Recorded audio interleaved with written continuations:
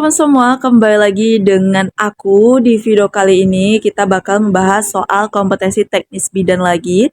Tapi sebelum ke videonya, jangan lupa di like, comment, subscribe, dan nyalakan lonceng notifikasinya supaya kalian gak ketinggalan video terbaru dari aku. Oke teman-teman, kita lanjut aja ya, baca ke soal nomor 1. Seorang perempuan usia 27 tahun, G2P1A0, H1 datang ke PMB dengan keluhan kenceng-kenceng teratur. Hasil anamnesis keluar lendir darah, terasa ingin mengejan, belum pernah periksa di PMB. Periksa hanya 1 kali di puskesmas. Hasil pemeriksaan tekanan darah 11/7, nadi 80, suhu 37, pernafasan 22, presentasi bokong, DJJ 140, HIS 4-5 kali dengan 10 menit dengan durasi 30-40 detik. Kemudian pemeriksaan dalam, vulva uretra normal, kemudian dinding vaginal licin, porsio tipis lunak, selaput ketuban positif, kemudian pembukaannya 10 ya teman-teman. Terdapat mekonium di sarung tangan. Nah ini tuh ciri khas kalau dia presbo ya teman-teman, atau sungsang presentasi bokong ya. Pasti saat kita VT itu terdapat mekonium teman-teman.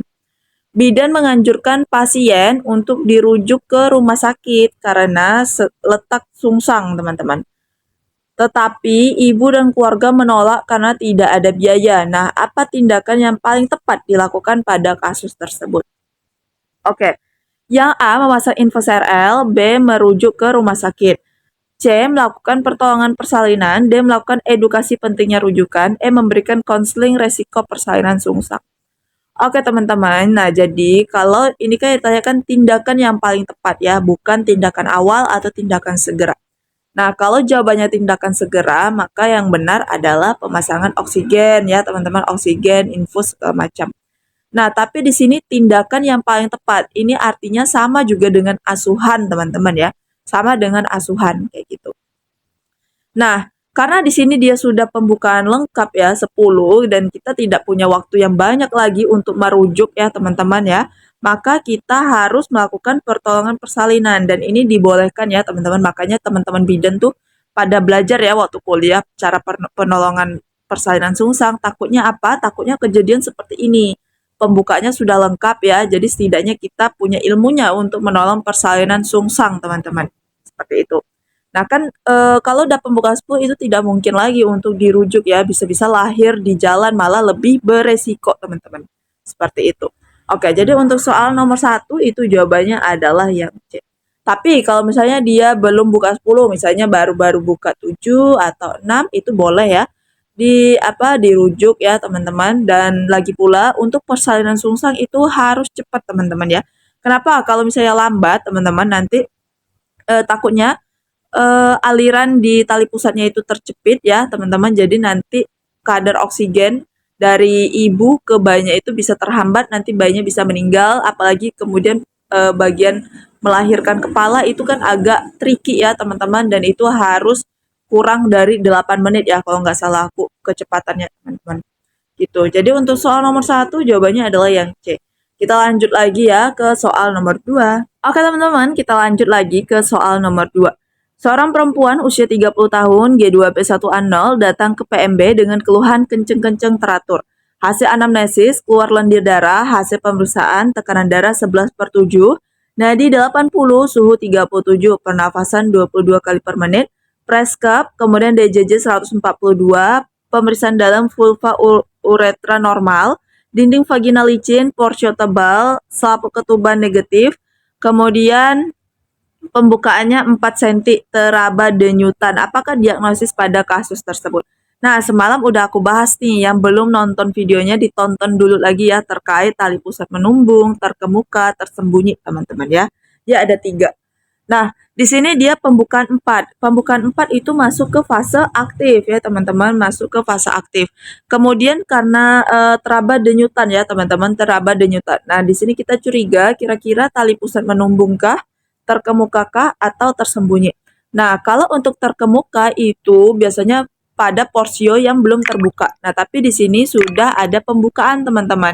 Nah, kalau sudah ada pembukaan itu artinya tali pusat menumbuk, teman-teman ya. Jadi jawabannya adalah yang D, kala 1 fase aktif dengan tali pusat menumbuk, gampang banget.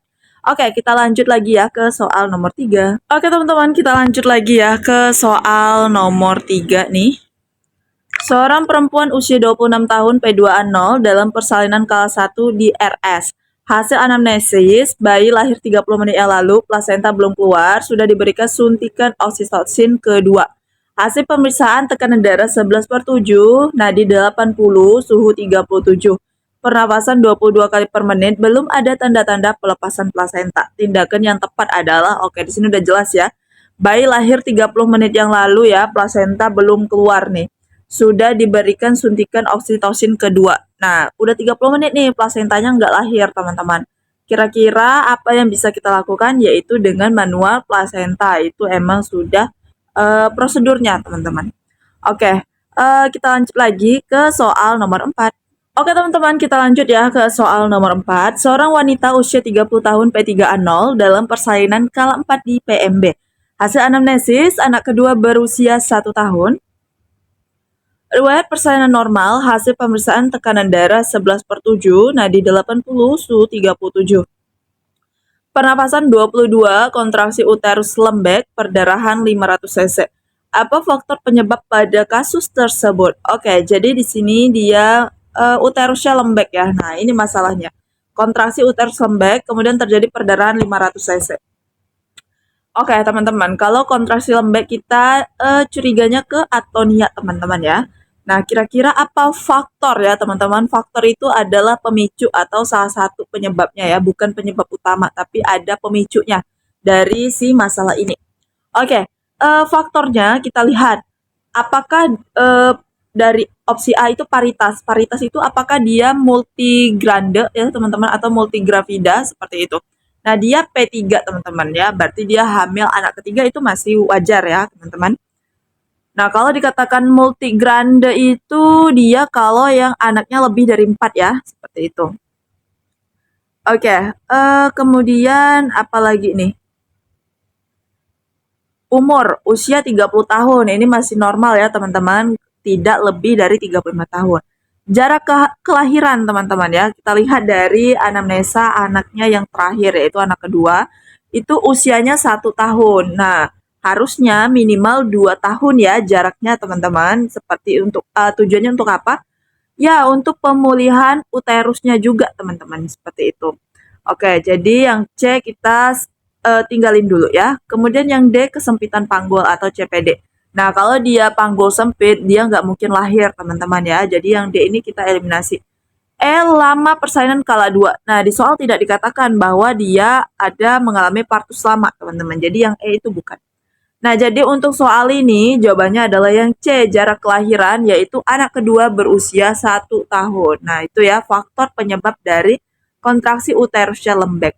Oke, kita lanjut ke soal yang terakhir. Oke teman-teman, kita lanjut ke soal yang terakhir. Kita baca bareng-bareng. Seorang wanita usia 30 tahun P3A0 melahirkan di PMB 1 jam yang lalu. Hasil anamnesis dilakukan manual plasenta karena plasenta tidak segera lahir dalam 30 menit. Keluar darah terus-menerus, hasil pemeriksaan KU tampak menggigil kedinginan, kesadaran somnolen, tekanan darah 90/60, nadi 80, suhu 36, pernapasan 30. HB6, pemeriksaan genitalis fundus uteri setinggi simpisis pubis. VT teraba fundus uteri setinggi porsio. Apakah asuhan pertama yang tepat pada kasus tersebut? Oke.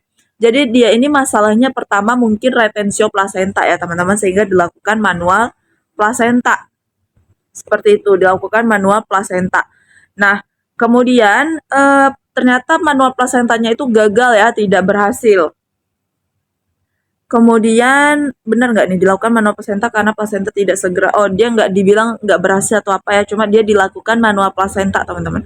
Kemudian ini darahnya terus-menerus keluar dan mulai tampak shock nih pasiennya. Tampak shocknya dari mana? Mulai dia menggigil ya, kedinginan, kesadarannya somnolen ya, tensinya menurun seperti itu. Dan ditambah lagi dengan HB-nya 6 karena dia mengalami perdarahan. Kemudian pada pemeriksaan genitalis itu ada fundus uteri yang setinggi simpisis pubis. harusnya kalau plasentanya udah lahir, dia 2 jari di atas, 2 jari di bawah pusat ya teman-teman, ataupun kalau plasentanya belum lahir itu setinggi pusat, tapi dia setinggi simfisis pubis teman-teman. Dan di VT itu fundus uteri setinggi porsio. Jadi kita curiganya dia apa? Inversio uteri atau rahimnya itu turun atau keluar ya teman-teman ya. Seperti itu, inversio. Nah, asuhan pertama itu sama dengan tindakan segera, tindakan awal, tindakan pertama itu sama teman-teman. Kira-kira adalah, ya benar ya teman-teman, pasang infus karena dia apa? Udah perdarahan nih. Jadi kita harus rehidrasi dia lagi supaya KU-nya baik ya teman-teman, supaya stabil kembali seperti itu dengan pemasangan infus ya. Kemudian pemasangan oksigen ya, baru kita ini lahir mana PMB ya, baru kita coba rujuk ya teman-teman ya, seperti itu. Oke, untuk soal ini berarti jawabannya adalah yang A. Oke teman-teman, segitu aja 5 soal dari aku. Semoga bisa membantu persiapan P3K kalian ya. Dan yang lagi persiapan, aku saranin banget untuk order ebook edisi 1 ataupun edisi 2 teman-teman. Karena di dalamnya itu sudah mencangkup soal-soal FR tahun lalu teman-teman. Jadi di dalamnya sudah ada soal bidan, kompetensi manajerial, sosio, dan wawancara serta pembahasannya teman-teman. Dan buat kalian yang mau order itu sekarang adminnya udah beda ya teman-teman, adminnya udah kita alihkan ke yang baru. Jadi untuk pemesanan ebook ya teman-teman, kalian silahkan hubungi aja nomor WhatsApp ini udah aku cantumin. Dan satu lagi buat kalian yang pengen banget manajemen waktu supaya nggak ketinggalan nanti saat ujian, aku saranin untuk bergabung ke tryout-nya Sobat P3K. Caranya gimana? Aku bakalan cantumin caranya di sini. Teman-teman, aku di sini bakalan menjelaskan gimana cara untuk bergabung ke tryout-nya Sobat P3K. Jadi kalian tonton dulu ya tutorialnya sampai akhir, nanti setelah itu tinggal klik aja link yang udah aku cantumin di description box aku. Nah, buat kalian yang belum bergabung, silahkan diklik ya linknya di description box aku. Setelah itu nanti kalian akan diarahkan ke bagian pendaftaran teman-teman. Nah, kalian masukkan email dan sandinya teman-teman ya. Sandinya bikin sendiri, jangan sampai lupa untuk loginnya. Setelah itu, setelah kalian login, maka akan dapat tampilan seperti ini teman-teman. Nah, setelah itu kalian tinggal klik beli paket. Nah, di sini ada paket P3K tenaga teknis, yaitu isinya manajerial, sosiokultural, dan juga wawancara. Jadi untuk P3K tenaga teknis ini tidak ada soal kompetensi teknisnya ya, hanya 3 soal, yaitu manajerial, sosiokultural, dan juga wawancara. Kemudian juga ada paket kebidanan teman-teman ya. Paket kebidanan isinya teknis bidan, manajerial, sosiokultural, dan juga wawancara serta pembahasannya teman-teman. Kemudian juga ada paket perawat dan juga pranata komputer. Dan buat kalian semua teman-teman, untuk aktivasi dari paket tryout Sobat P3K itu berlaku sama 1 tahun ya teman-teman buat kalian semua.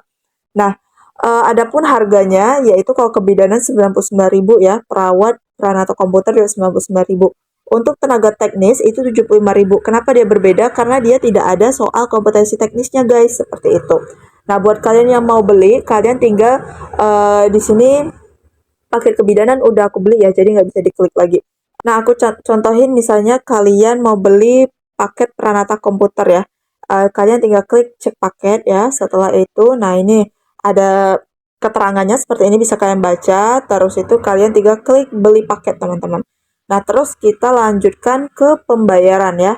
Kita klik pembayaran. Nah, dari sini terserah kalian pilih mau pakai Briva, BNI, Mandiri, QRIS ataupun GoPay. Aku anggap di sini aku pilih yang BRI atau Briva ya teman-teman, tinggal dilanjutkan aja. Setelah itu bakalan dikasih kode Briva-nya teman-teman. Nah, kode ini itu digunakan untuk pembayaran atau payment paket tryout dari Sobat P3K teman-teman ya. Nanti setelah dibayar itu kalian langsung login aja karena otomatis dari sistemnya udah bisa teman-teman ya. Kemudian kalau misalnya udah beli nih teman-teman, nah nanti di sini akan ada tulisan seperti ini, paket telah terbeli. Kalau paket telah terbeli, kalian mau ngerjain tryout-nya teman-teman, kita tinggal klik yang tryout P3K. Nah, di sini udah ada ya, karena aku beli paket bidan, jadi aku udah bisa ngerjain soal-soal dari paket bidan tersebut teman-teman. Aku anggap ambil contoh yang latihan 2 ya misalnya. Nah, kemudian kita tinggal klik mulai tes. Setelah itu mulai try out teman-teman. Nah, anggaplah di soalnya ini ya, tampilan soal tryout-nya teman-teman, di pojok kanan atas itu ada waktu, kemudian di bawahnya ada nomor soal ya, dimana kalau misalnya kita udah jawab, aku jawab misalnya C. Nah, itu langsung berwarna teman-teman, itu artinya sudah dijawab. Nah, itu juga sistem CATBKN seperti itu teman-teman, dari pengalaman aku waktu ujian lah, tahun lalu. Nah, setelah misalnya udah jawab semua, ini udah berwarna semua teman-teman, kita tinggal klik kirim jawaban. Nah, kita klik lagi kirim jawaban, nanti di sini muncul hasil skor kita teman-teman ya. Nah, jadi untuk pembahasannya tinggal diklik aja di sampingnya teman-teman. Nah, ini untuk pembahasannya bisa kalian baca teman-teman. Dan di sini juga kita bisa tahu kita salahnya berapa dan kelemahan kita di soal yang mana, seperti itu teman-teman ya. Jadi itu gampang banget untuk bergabung ke tryout Sobat P3K, dan ini tuh merupakan solusi untuk manajemen waktu supaya kalian tidak kehabisan waktu saat ujian nanti.